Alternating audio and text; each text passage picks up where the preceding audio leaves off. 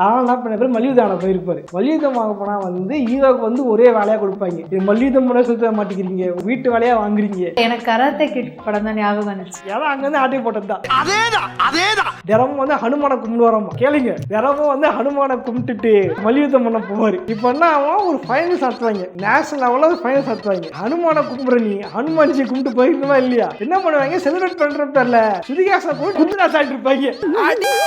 அடுப்பாடு வச்சிருப்பாரு போல. ஏண்டா என்ன கூப்பிட்டு பேராகி விட்டு சுத்திகாசன குத்தாட்டம் போடுறியா, என்னோட ஆப்பிக்கிறேன்னு சொல்ல தெரியல. அவனை விடக்கூடாது, இன்னொரு பாயாசத்தை போட்டுற வேண்டியது. ஆக்சுவலி வெரி மெமரபிள் சீன் ஒன்று என்னன்னா, நேஷனல் போட்டியில 2 பேரை தோக்கடிச்சு ஜெயிச்சிருவா. அப்படி ஜெயிச்சுட்டு அந்த கதையோட அதே காஸ்டியூமோட சைக்கிள் எடுத்துட்டு அந்த பொண்ணு பார்க்க வந்திருப்பாங்க ஜான்வி கபூர். தலைய வந்து ஜெட்டியோட போயிட்டு பொண்ணு கேட்க போவாரு. பொண்ணு கேட்கும் போது பாத்தீங்கன்னா பொண்ணு வந்து ஹீரோவை குடுக்கணும்னு பார்த்தா பரவாயில்ல, பொண்ணோட அம்மா வந்து குடுக்கணும் பார்த்துட்டு இருக்க ஹீரோவை.